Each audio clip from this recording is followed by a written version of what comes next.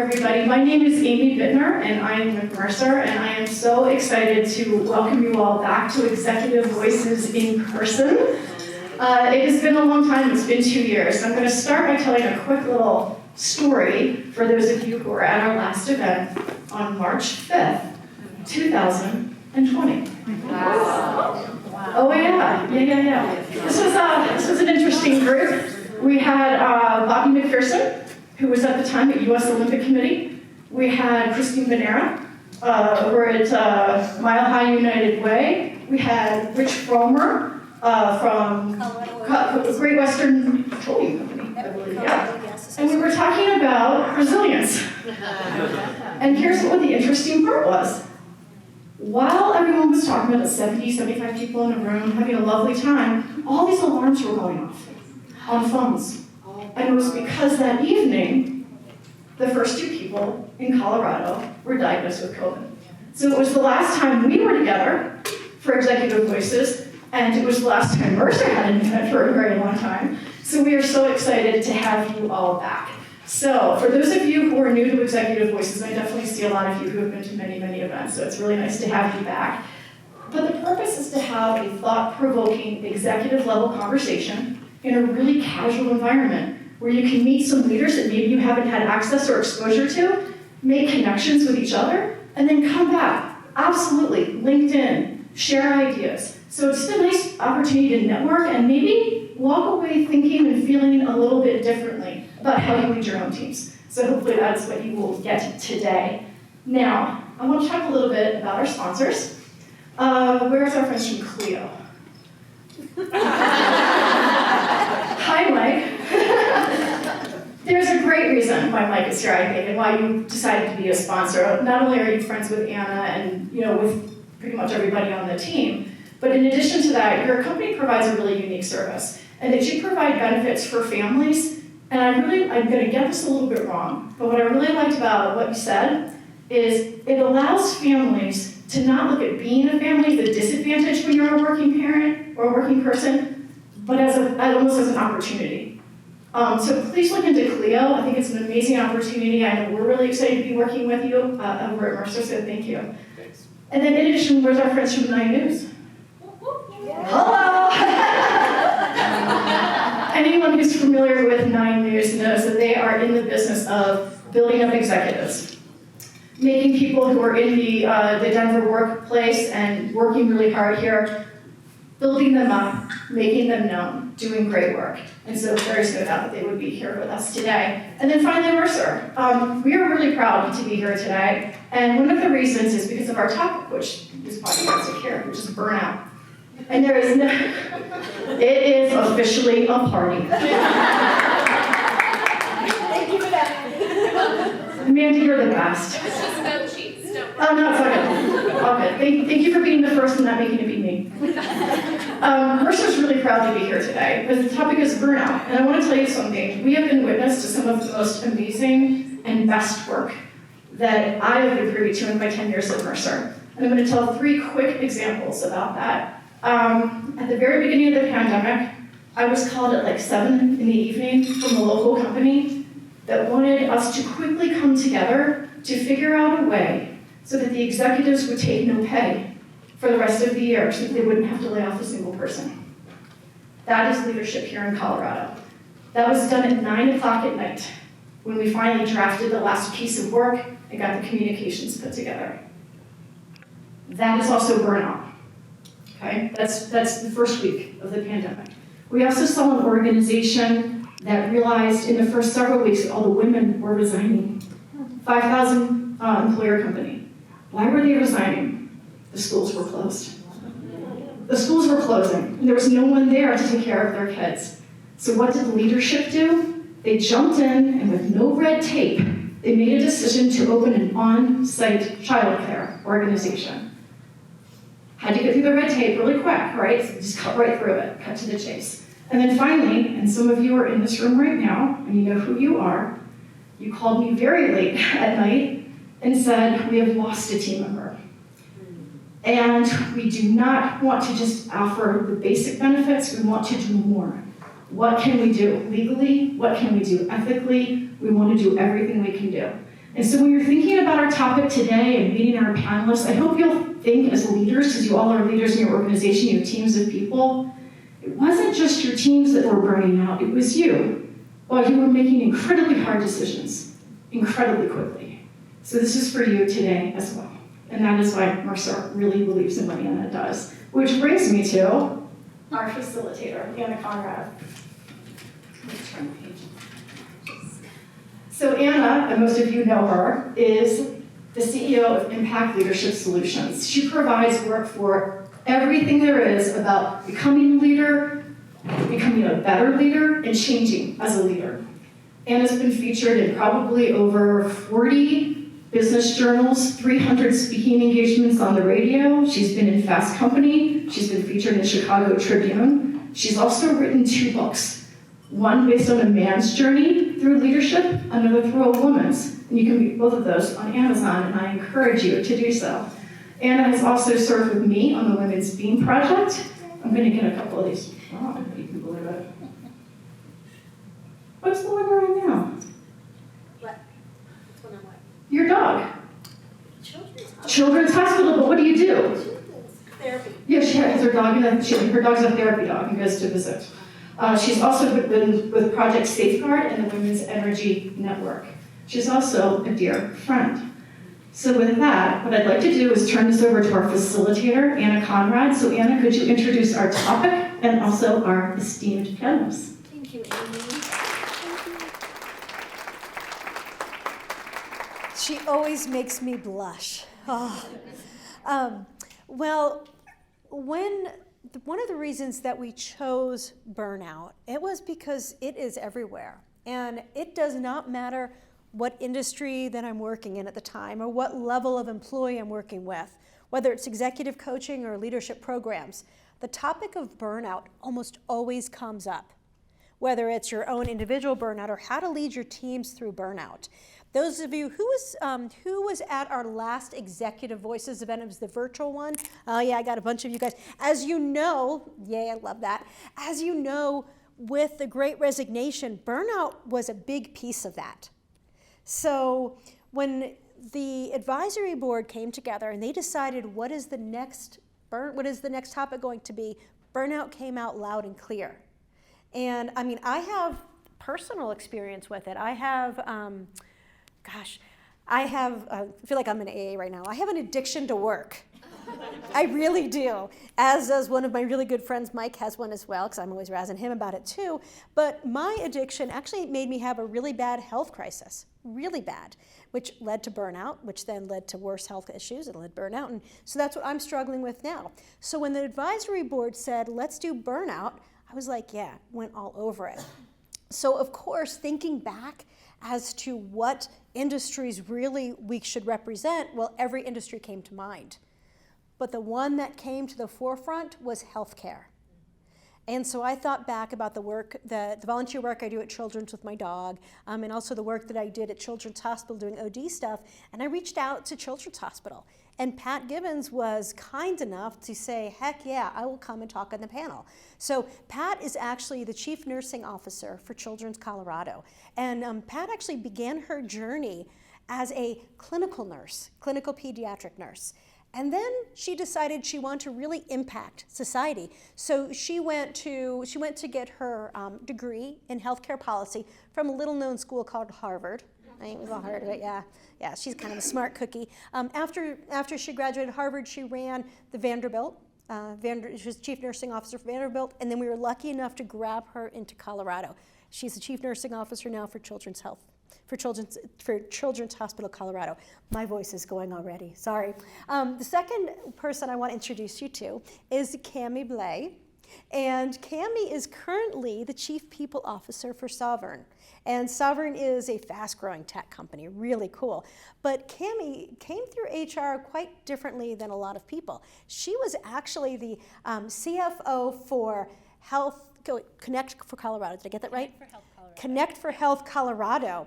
Those of you who've been to Executive Voices before know Patty Fontenot, or Fontenot Fun. Is that right? Yeah. And so she worked with Patty there. And Cammie has quite a background, and especially with burnout, working 80 to 100 hours a week like a lot of us here. So she's going to share those stories with us. And finally, we have Audie Merchant. Audie is with Vail Resorts. Audie actually is transitioning out of a role of chief of staff and going into leading the talent acquisition team for all of Vail Resorts. Kind of cool. But the coolest thing about Audie is how he got his start. You guys, he actually started in the south side of Chicago for Teach for America. Isn't that kind of cool? So he did that. He worked for a nonprofit, and he went and got an MBA and went to Whirlpool after that, correct? And then we were lucky enough to have him come to Colorado as well. He's kind of newer to the Colorado team here. So with that, Audie, would you mind starting us off and telling us a little bit more about yourself, and especially with regards to the topic? Happy to. Is that working? Yeah, awesome. Good afternoon. Good afternoon. Good afternoon. There it is. I'm a teacher, so you're going to get that a lot. Yeah, great to be here. Really excited for the conversation. As you heard, started my career in education. Thought I was going to be a high school science teacher for the rest of my life. Mostly as a 22-year-old because I liked my summers off and spring break and so on. Wanted to go where I could have impact, where college wasn't the automatic expectation, and so spent 3 years on the south side of Chicago teaching. So talk about burnout, right? Experienced it really quickly. Burned myself out of the classroom within 3 years. Because as a teacher at the time, right, you're a teacher, at times you're a brother, at times you're a coach, at times you're a therapist. You quickly realize that you play all of these different roles, right? And so I think my first experience with burnout is first stopping and recognizing all the different roles that I played, and I'm sure all the different roles that you play in your organizations, right? We have our titles that are formal, and then we have the informal roles that we play with mentors, mentees, et cetera. So I think my perspective starts with both for the employees in your organizations, for each of you as leaders, pausing and assessing, right? What are all of the different factors that could be impacting your own experience with burnout, your employees' experience with burnout? And so you'll hear me spend a little bit more time on that as we go through the conversation, but I think I would start with that self-assessment. So, thanks. Thank you. Would you mind going with that? Sure. So first of all, I want to thank you all for being here. And you did the first move in preventing burnout, and that's self-care. So by being here, by being with each other. So that's a good check mark today. You've done something for yourself, and that's really important that you do that. So we're going to be talking a little bit more about self-care. So as a pediatric critical care nurse, I had the privilege of walking alongside families during probably some of their most painful times in their life when a child was critically ill, and some of the most happy times when the child got better and got discharged home, or there was a diagnosis that was a healthy, positive outcome. And we didn't really talk about my burnout as a clinical nurse when we were having dinner, because we had a little chance to get together to talk before, so just so you know. But I think it happened to me because one of the things that you bear very strongly as a nurse or a provider or anyone in healthcare is you can handle this, because the families are handling far worse than what we are, right? But you're suffering along with them every step of the way. The person who cleans the floor, the child life specialist, the pharmacist, every person that interacts with that child and family carries that burden along with them. They think about that family and child every day. And so I don't think I recognized it at the time, but I think some of my colleagues, I think we did share that I was fortunate to have good mentors and colleagues along the way who opened doors for me to do other things. And so I stepped into some leadership roles because I really felt some of the systems in healthcare were one of the factors that was causing burnout for not just myself as a nurse, but my colleagues as well. So that's the quick journey into leadership. And then as a leader, I'm really fortunate to have a couple of my colleagues here. Susie Yeager, who is my best colleague at Children's Hospital Colorado. We worked very closely every day during COVID in our command center. And I think we just talked about, before we got up here, about we took sort of shifts. So she'd take a week. We had another partner who took a shift as a week of managing, looking for PPE, making sure our staff were safe, all those things. And so that ability to have someone that you can trust, and at the end of the day, you know, be yourself and be vulnerable. I think that's what really helped me through this. And Megan Zatz is the other Children's Hospital person here. She's one of our legal team, who's also amazing. So I'm fortunate to have great team members, and we're going to talk about self-care and care for each other a little bit more. Yeah, thank you. And one of the things you said to me that really struck a chord is your passion for care for the caregiver, as you worded it. So hopefully we'll share some of that advice. Thank you. Okay, what about you? I'm going to riff on Anna a little bit. I feel like I'm an AA. I'm Cammie, and I am a burnout.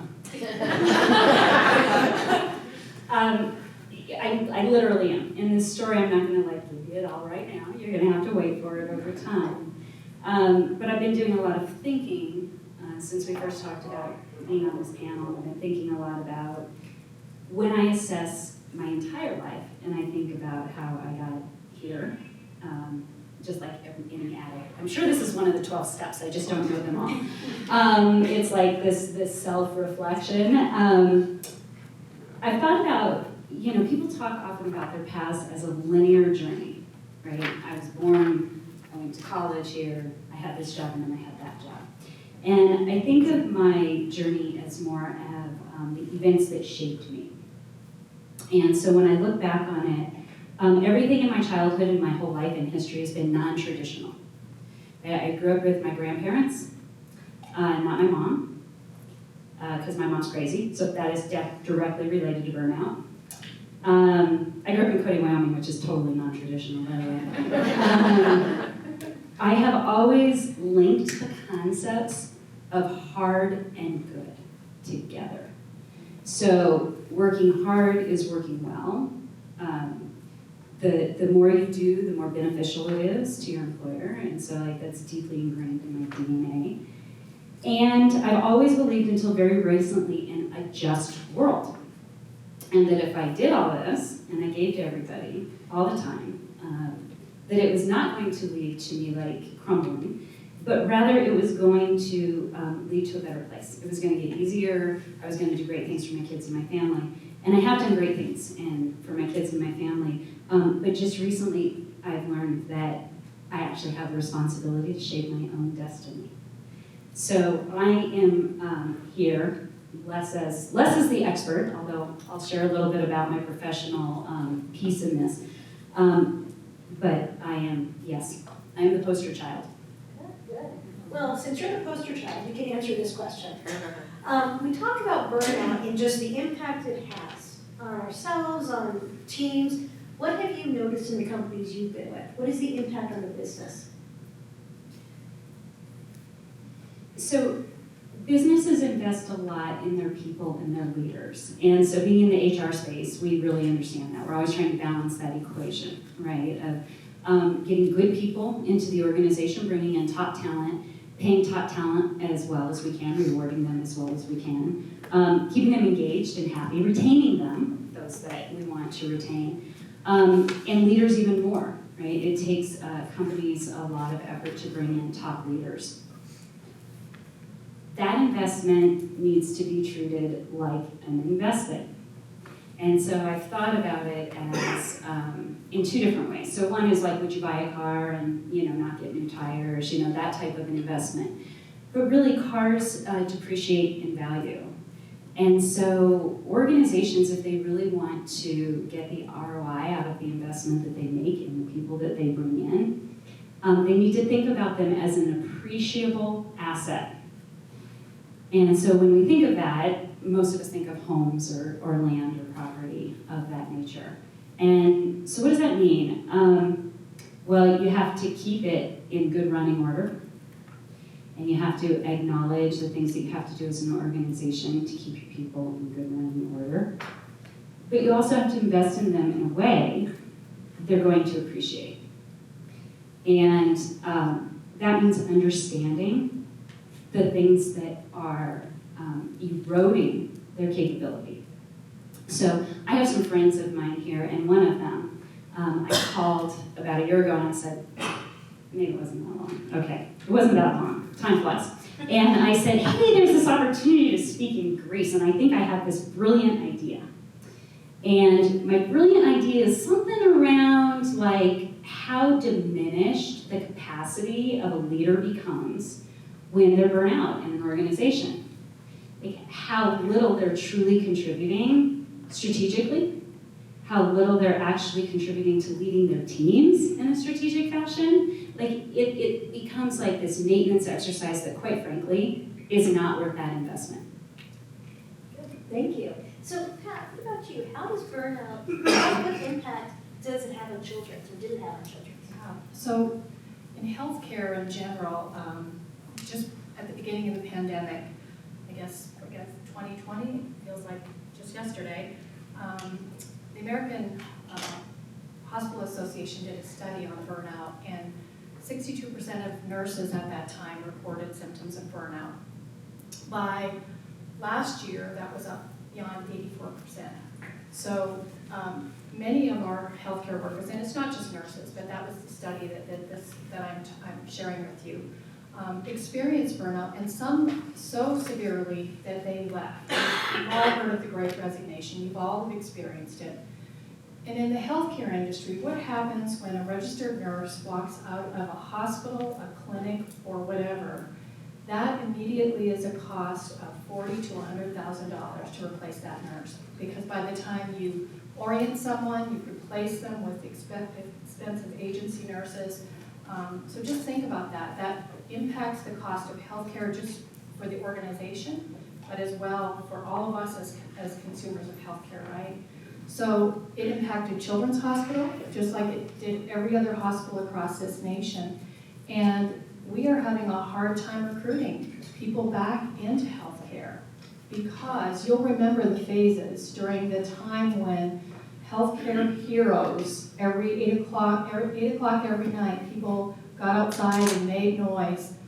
And then things, there was the ups and downs of this virus, and healthcare workers became almost the enemy because we are asking people to be vaccinated, wear masks, wash their hands. We've had to limit visitation in hospitals and all kinds of things. And so once a hero during the sort of the honeymoon phase of COVID, if you will, and then now struggling, sometimes within our own families, trying to explain why we're doing the things we're doing. And at Children's Hospital, children under 6 years can't be vaccinated, so we're still wearing masks. We're still being very careful. Many of us go out when we go to the grocery store and wear our masks and do other things because we don't want to bring things back to the sick children and to other children. So it's a really interesting time. So I'm really glad you asked that question. We're not through it yet, though. And we're still seeing people leave at a higher rate than we're able to hire. Wow. Well, and Ani, as we transition to you, what's really neat about your role and how you're transitioning is you can answer this question both from the chief of staff hat, as well as now in charge of talent acquisition. So what impact has burnout had on Vail? Sure, thanks. So I realized I stopped short in sort of my story, so I'll catch you up quickly and then we can spend more time on it later. So I, after leaving teaching, got my MBA, moved into a career in HR, followed Linan out here. So Linan and I met at Whirlpool in St. Joe. She came out here to lead HR, and Linan's someone who had run through a wall for, and so when she calls, you pick up the phone and you move. And so yeah, have sat in various HR roles, obviously very close to the topic as we've seen, and I'll answer it in a couple ways, right? And so we have the complexity of having a large seasonal workforce, as well as obviously a year-round workforce, both based at our resorts and then also at our corporate office in Broomfield. Patty, to your point, I think, our seasonal workforce faced a lot of the same, right? So we instituted our own mask policy. We instituted a vaccination requirement for our large service restaurants. And so to your point on now playing the quote unquote bad guy role and having to season after season for the last 2 years say, please put your mask on, please put your mask on, please put your mask on, while trying to care for their own safety, while trying to care for their families, yeah, you start to realize the level of complexity that shows up for a population that is there to serve, right? One of our values is serve others. And so it's a challenging place to be when you're in that environment and trying to do the best you can, both for your teammates as well as your guests. What I like to think about for our corporate employees, right, is we went fully remote. So March 2020 happened, everyone went home, and now the level of complexity rose immensely. There were amazing parts, right? So we met pets and family members and kids and figured out Zoom and refigured out Zoom and refigured out Zoom again. But there was no decompression time from the commute. There was hyperconnectivity, right? And so I can ping you, and it's going to pop up on your phone, it's going to pop up on your laptop. And so the space between work and life, right, shrunk immensely to almost nothing. And so a lot of what I saw, both as a chief of staff, but also as an HR business partner, is, yeah, there was that sense of disconnect became much more difficult. And so I think the point being, it can impact all levels of your organization, right? Yourselves as leaders down to your entry level. And so I think understanding what that segment is experiencing and then adjusting accordingly is something that we're continuously working on. So. That's really good, thank you. And Cammie, I have a question. I'm hoping you can answer this. And because let's honestly get a little bit real, because you guys are here for tactical advice, right? You want to know what can we be doing to help organizations. But first we need to understand what's causing it. And so Cammie, from your experience, what is causing burnout in the organizations that you've worked in, even before the pandemic? Organizations lie.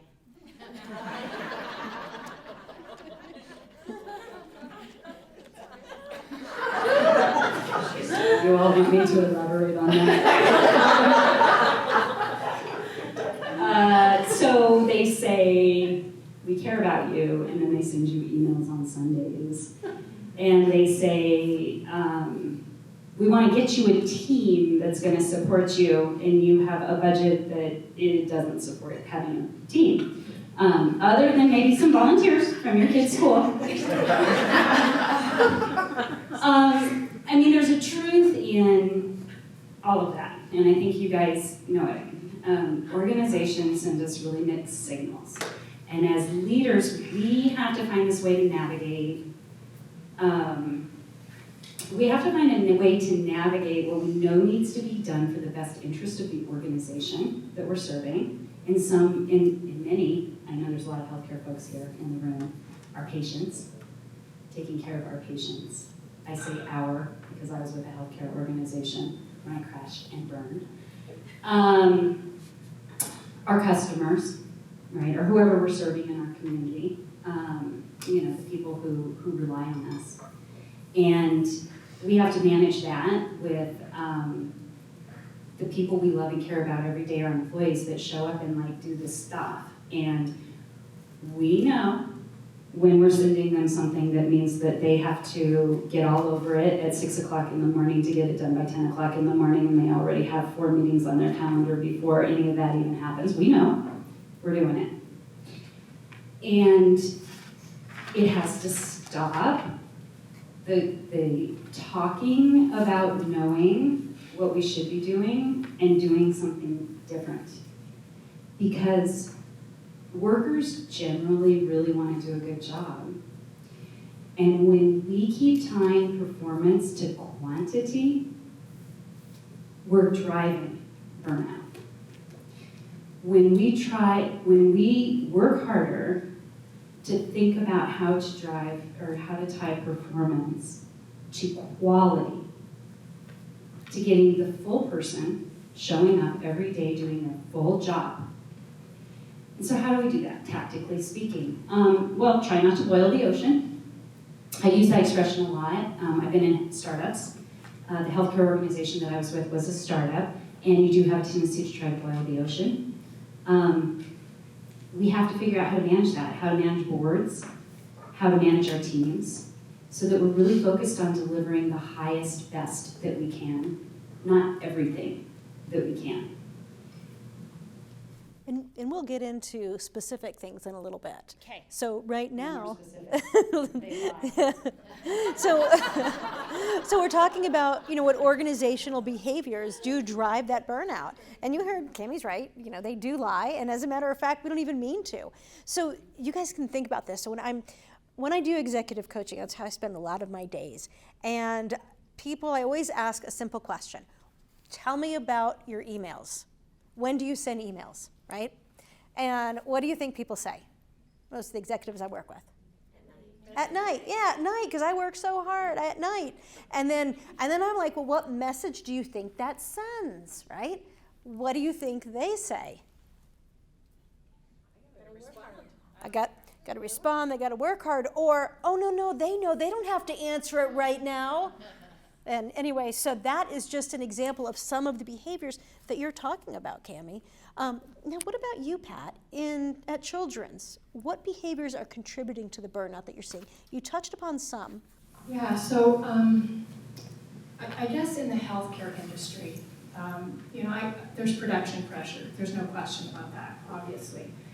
But we can't change what shows up in the emergency department, the situation, the abused child, the trafficked child, the gunshot wound. We can't manage that. So what we have to address is the environment that our team members are working in, and ensuring that they have the tools and resources. First of all, that's really important for them to do their jobs. But then there's also time for decompression. Because again, while you're a witness to many wonderful, happy things, you're also a witness and carry the burden of the emotional experience of some of these horrible things that happen in our society. And so managing situations where people can leave and debrief, and I'm not talking about how we manage the medical situation, I'm talking about what did it make you feel like to experience that child that came into the emergency department that we found was being trafficked by the person who brought this child in. What was that like for you? You have a 9-year-old child at home. So being able to offer opportunities for people to debrief, to also have experience with normal, healthy children and experiences where they see that there are other parts of this world where there's good things that happen, and being able to see the end of the story. We have several resources. One of the things we talk about in healthcare is compassion fatigue. That's a big part of it. You're working from your heart and your head every day. But we have a program called the Schwartz Rounds, which was developed, I think his name is Eric Schwartz, in the 90s. He created this program that is throughout the United States, and hospitals join this program. And it's a place where Susie and Megan and I can go and talk about a case that we experienced that was an emotional situation. Again, not the medical care, but what was it like to be in that moral dilemma when that child decided to do something different than what their parents wanted them to do, or whatever it was. And we can talk through that and try to heal ourselves in struggling with managing that situation. So that's one example. I think creating places where people can go, and your industries all have the stressors. I'm not saying healthcare is, that's the most stressful place. All of you have very stressful jobs and careers and places of work, but just identifying where people can go to be safe. And some of that production pressure is removed or alleviated, giving people the opportunity to take breaks. Not sending emails in the middle of the night or on weekends. It starts with us, right? We can't give mixed messages. So the things we can control, I think we're going to talk a little bit more about that certainly. Thank you. No, that's great. Thank you. And Audie, actually, I want to ask you a little bit of a different question here, because you've done such great work at Vail around emotional intelligence, around other things. How have you noticed, in all the different types of employees you have, what's the commonality of how burnout is showing up for your workforce? So I think there are aspects that are similar, and then there are aspects that are distinct, right? And so, one of our biggest sort of causes that we're working towards is housing, right? So we know affordable housing is such a challenge, particularly for our resort communities. And as you think about Maslow's hierarchy of needs, right, housing starts at the beginning. And so the complexity, right, for that population in particular becomes incredibly high. And so recognizing that that's an issue, putting action towards it, identifying areas. We put out a recent announcement on our focus on ensuring that across all of our resorts and regions that this is an area that we're trying to invest in, that we're trying to fight for our employees, knowing that, right, as you think about the decision fatigue of finding a job, finding a place to live, ensuring your family is cared for, it's a complexity that, can cause a lot of stress for a lot of employees. As we think about the commonalities, I come back to the level of complexity that the worker today is facing is massive. So as we were talking about the email example, as a new dad, I have a 4.5-month-old. No, night emails are actually great for me to receive, because that's the one portion in my evening where I'm going to be awake and have a moment to catch up. And it's just an example of these things are complex, right? And so when we try and peanut butter and spread and we try and say this is how it's going to be for everyone, well, it's not going to work for everyone, right? And so the first point where I think the commonality exists is their number one experience is going to be with you as their leader, right? And for you, and why we spend time on looking for examples of emotional intelligence and vulnerability and self and social awareness within our leaders is because we know that that direct impact is going to have on their teams and on their employees. And so for each of us, it's no, what does Adi need versus what does Pat need versus what does Cammie need? And it might not be the same, right? And so I think having enough self-awareness to understand what those needs are, what your impact is on each of your team members, and then it's adjusting, right? Because it's not all going to be the same all the time. And what Vail's doing a lot of great work actually in especially your rural communities. Would you mind sharing what it is that you guys are doing? Sure. And so we've placed a large focus on mental health, right? So even pre-pandemic, mental health has been a focus area for us as a company, knowing what the unique challenges can be, both for our remote employees, but also for our corporate employees as well, right? So I think important to level set that burnout was here before the pandemic, right? This isn't a new phenomenon that showed up because COVID showed up. So understanding that, right, we've placed a focus on ensuring that all of our employees, all of our team members have access to mental health support. Because we recognize, again, as I mentioned, the complexity and the pressures that are on the modern worker of today, the access to that support has become so critical. And so one of the stats that was really not surprising to me, but kind of brings it to life is our usage of those resources have jumped 500% over the last 2 years. It's a need. Right, and I think as COVID has added that additional layer of complexity that people are managing through, it's clear that this is an investment that we have to continue and focus on. Yeah, that's great, thank you. And Cammie, can we pick your brain a little bit more right now? Do you mind? So we're very lucky because you worked with Patty Fontenot, who is in the audience here at Connect for Health. And if any of you don't know what Connect for Health is, Patty, would you like to explain it? Not use the word shit show. I'll use Patty's term. It was the best of times and it was the worst of times. And she's said it a lot. Yep.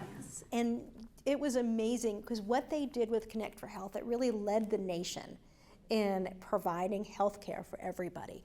During that time, though, it's my understanding you were working a lot. And there was a lot of pressure, a lot of things on you.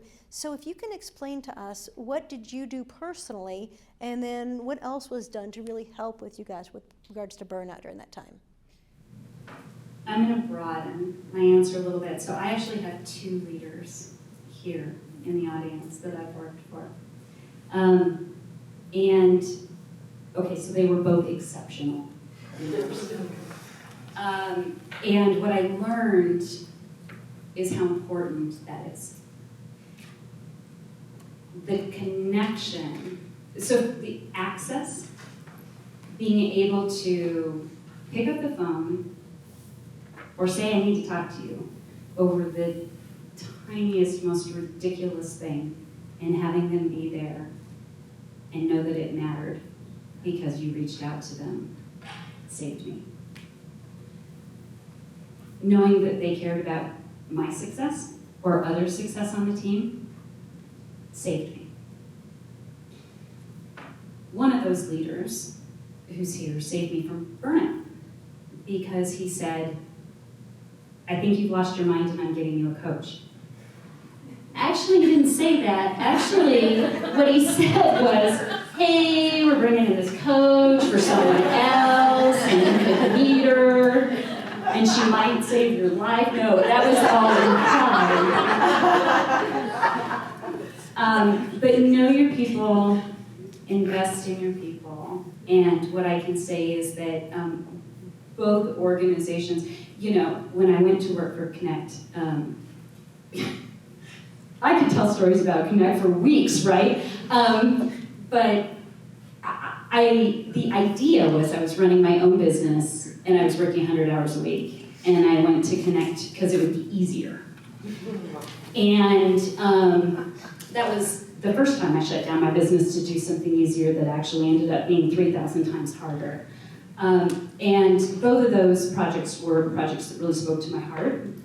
Both of them were working for leaders that I felt very connected with.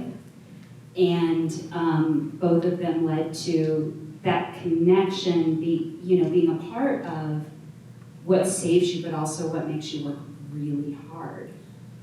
And I think that's not sustainable, right? You can do it for a short period of time under really good, strong leadership.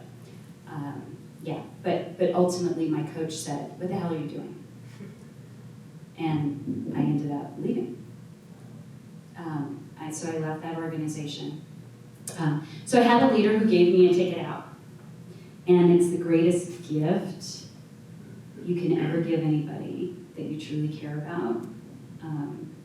Because I can replenish, and I can be a good person. I could maybe even go back and work for that leader again someday, someplace else, doing something else, and be the rock star side of me instead of the side of me that doesn't speak in complete sentences, which I'll talk more about later. You can go ahead and talk about it now. About complete sentences. Great story, yes. So recently, the coach, as a matter of fact, sent me a graphic of the 12 stages of burnout.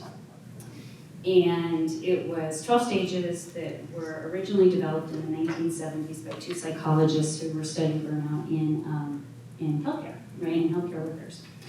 And I went back and I looked at the 12 stages, and I recognized that where in my life and in my career I was at each of these stages. And in truth, the stages started before I started my own business, and before I was on the exchange, and before I went to the healthcare startup. And so recognizing that. So I'm just going to talk tactically speaking. All leaders in this room and all leaders that you work with should understand what the 12 stages of burnout are. And educating yourself and educating your peers and educating your leaders, that's going to be my soapbox for a long time. Because I think if we see it in ourselves and we see it in others, we can actually do something about it. So I had the coach, and the coach said, "What the hell are you doing?" And I left, and I have another job at Sovrn, where I work now. And a few months after, I started asking people who were really close to me, when did I stop speaking in complete sentences? And not a single person said, "What do you mean?" They said things like 2 years ago, or about the time COVID started, or I don't know, it's been a really long time. It was when you stopped thinking in complete sentences, one person said. I think that was actually one of my kids. So the 12th stage of burnout is mental and physical collapse. And it comes after some really ugly stages. Like one ugly stage is depersonalization. And I was talking with a friend of mine here about that earlier. We think of that as a kind of a schizophrenic type of a symptom. But what depersonalization shows up like in a normal burnout human is not being present at all in anything you do.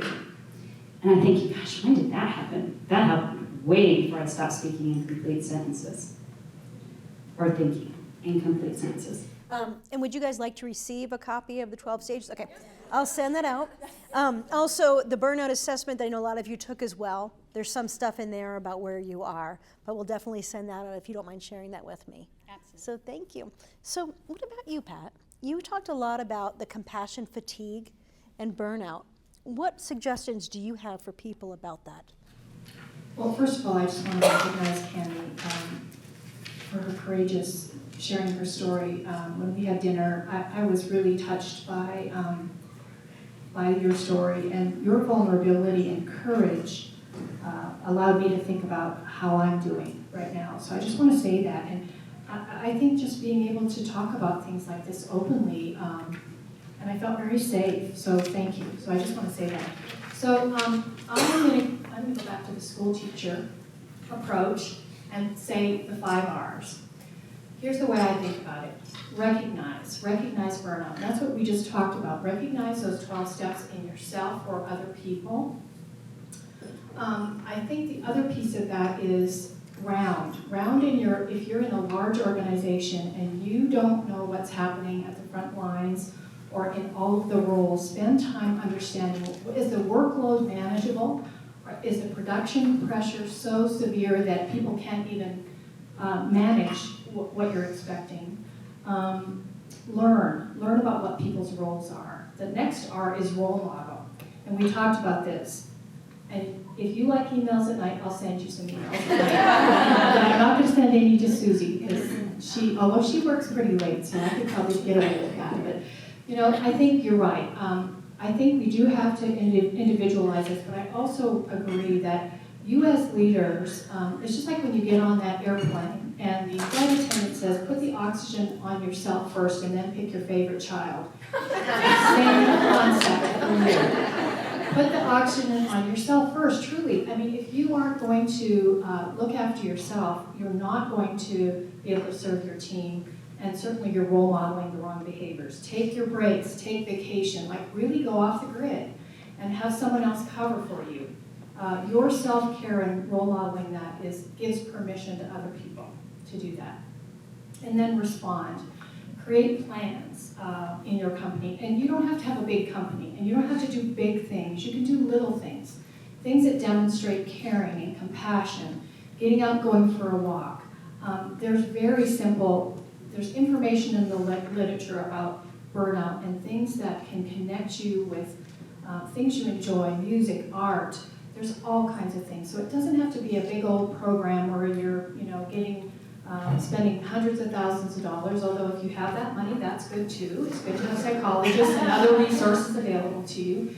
But don't make it complex. It's, we are humans and we need each other. We need each other. And as good as we got with Zoom, although I still have a hard time clicking, the audio piece, and I'm talking and everybody's like, you're on mute. Yes, I get that. We need this. We need this human connection. And we need to, for 2 years, we've been functioning in our amygdala. We have been fight or flight. And we are humans. We have a higher brain that we can use to function now. We have to take care of ourselves and start to apply some of the information that we know. That's great. Thank you. And Audie, is Gabby Bankers, I didn't see her come in. Did she come in? She had a question.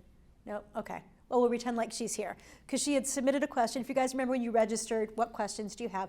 And she submitted a really good one. And it is, how have you started the conversation about burnout and its many causes and facets with the leaders in your organization? Would you mind sharing with us what you've done at Vail? Yeah, happy to. So I'll speak from my role as Chief of Staff. So as you can imagine, our leadership team has spent numbers and numbers and numbers and numbers of hours talking about this topic. And one of the things that I have a ton of admiration for Kirsten, who's our CEO, is the reminder that organizations are made up of humans, right? And she has been pounding this drum around the humanization of, whether it be our organization or any other organization that exists. No matter what your product is, what your service is, it's humans that are at the center of the org. So when we talk about the organization or when we talk about the company, you're talking about the people in that company. And I think resetting that mindset, I think, was really powerful for all of us on the leadership team. The second is keeping it forefront, right? It's not a one-time conversation, set it and forget it. You have to continuously assess and reassess. And some of that's data-driven, right? And so from your pulsing surveys and your engagement surveys, really digging in and understanding what's coming out, what are we hearing? And then a lot of it is, what I'll go back to, is the one-to-one. Right? The most impactful relationship your employees are going to have are with their managers. And sometimes it's just asking, how are you? And then a few hours later asking it again, or circling back to it a few weeks later and asking it again, because for some of your employees it'll take a minute, right? And so recognizing that, and that one-to-one relationship is really what's going to drive the experience for anyone who works for you, is something that we're spending a lot of time on and talking about. What is that role, right? We talk a lot about, when we talk about role of the manager, in terms of compliance. Well, yeah, you have to approve time, you have to do payroll, you have to do this. All of those things are true, right? They're very compliance-oriented tasks that we have to focus on. And we know the experiential piece will come from those connection points. And so spending a lot of time understanding, how do we ensure our managers are equipped with the resources, the tools, the questions to ask, the way to build connections so that those relationships are intact. That is wonderful. And if any of you are interested in one-on-one questions, send me an email, and I've got lots of examples, such as what can I do to support you? What challenges are getting in your way? What skills are we not utilizing? And then I've got a bunch more, so just send me an email. I'm happy to share those. It's also in the online course. We have lots of other questions listed here, but we want to hear what you guys want to know. Does anybody have any questions for our panelists? How are you guys dealing with, and you framed it out beautifully, just the way our business culture runs. We were sort of at capacity before the shit hit the fan. You take that, and in healthcare or anything else, as silly as it sounds, you have 400 people who show up and want to ski. They're not going to be polite or kind when they, and this is the most important thing in the entire world.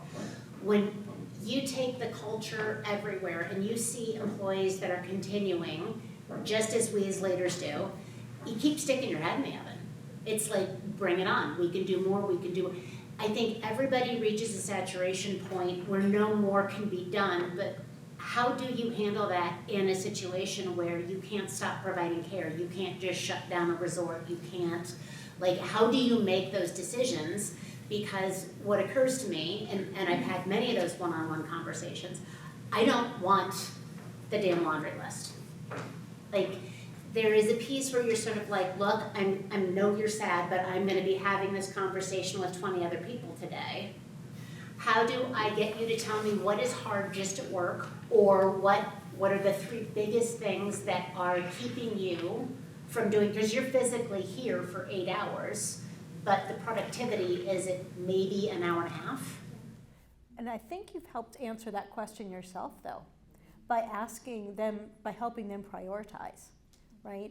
And that is a key thing, too. Do your employees know what their priorities are? And even asking them that. Do you guys have any other suggestions with regards to prioritizing? I think the way I would frame that is it starts at the top, right? And so if your leadership team isn't aligned, the organization's going to feel that. So we spend a lot of time with the executive committee ensuring that there's alignment, and we poke and prod and press and understand different perspectives, right? Because each of you leading different functions or different lines of business is going to have a unique perspective. And so creating space to ensure that at the very top of the organization, there's alignment as to what those key priorities are, so that regardless of whether you're working at a resort or in the finance function or in HR, you understand exactly where we focus as a company, where are we going, what are we worried about, and then that messaging is consistent. And so that's where at least a starting point to ensure that there's a consistent message going out to the full organization. That's a great question. Thank you. Oh, go ahead, Patty.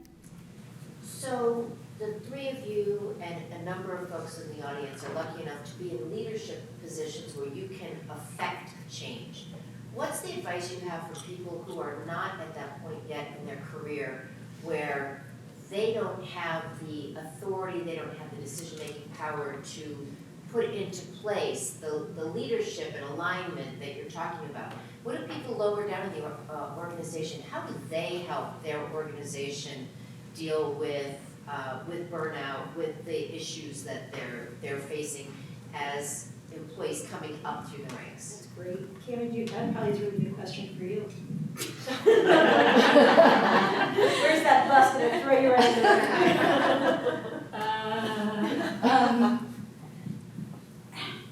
So we talk a lot about empowering and delegating, and it goes back to the education piece. I think when we educate throughout all levels of an organization, and we truly help lower level leaders understand how they can impact their teams. I'm going to go back a little bit to what I said earlier, and giving Patty also the credit she's due. I swear red licorice saved our lives at the exchange. I can't even explain why, but we had these meetings that went until 9, 10 o'clock at night, and for whatever reason, Patty coming in, always smiling, with red licorice. It was a really simple thing, but she knew that she cared for us. And so I think we can teach people at every level in the organization that caring about their team is part of their performance, and it's what they will be evaluated on, it's what they will be awarded on. And that then takes hold. That becomes real. So those performance reviews, just question for all of you.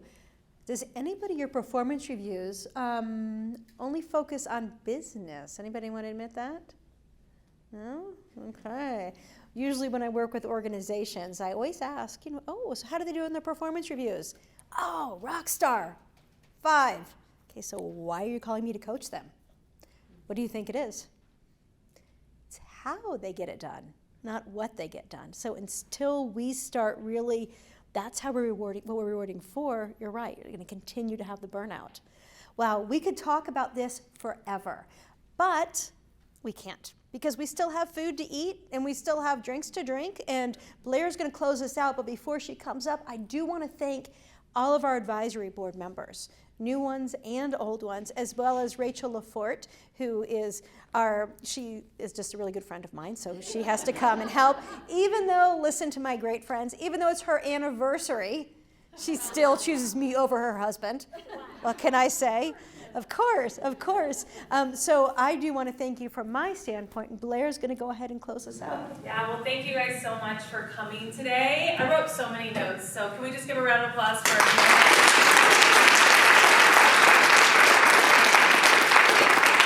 I wanted to contribute a couple things, and I wanted to touch on a few things that you each said that was really, it hit home for me. One thing that kept coming up that wasn't specifically said was boundaries. How do we set those? And one of the things that I've learned in my career is they hurt, they don't harm. So when you say I can't do that, it might hurt your boss's feelings, it might hurt your peers' feelings, it might hurt your colleagues' feelings. It doesn't harm them. They're okay. Everything's okay. So remind yourself of that with boundaries. And Jessica and I talk often about this. Busy is not a badge of honor. It's not something we should brag about. So I just want to say that out here now. We all are empowered to make sure we go back to our organizations and say, busy's not a badge of honor. It's just not that cool. It really isn't. But I wanted to highlight a few things each of them said. So Cammie, I want to highlight your courage and boldness today that Pat said. How you brought up the 12 stages of burnout. I Googled that. I'm going to print that. I'm going to put it in my office. That's fantastic to know where we're at. It's a really good assessment. Pat, I love that you talked about the Schwartz round and how do we create safe environments for our employees. I work in news. We witness shootings, we witness wildfires, and I myself am a complete victim of we just move on. And how do we create those safe spaces? So really consider that. And then Audie, thank you so much for bringing up that burnout was here before the pandemic. And how many times have we heard, it's like, once we get through this, once we get through tomorrow, once we get through this meeting, once we get through tomorrow, once we get through this meeting, we have to stop that. And so I just really appreciate you bringing that up, and all the kudos to you guys for doing the mental health work you're doing. My last challenge to you. You're here to network. You're not here to just listen and learn. You're here to meet new people. Meet 3 new people and find the person that does not know Anna Conrad. I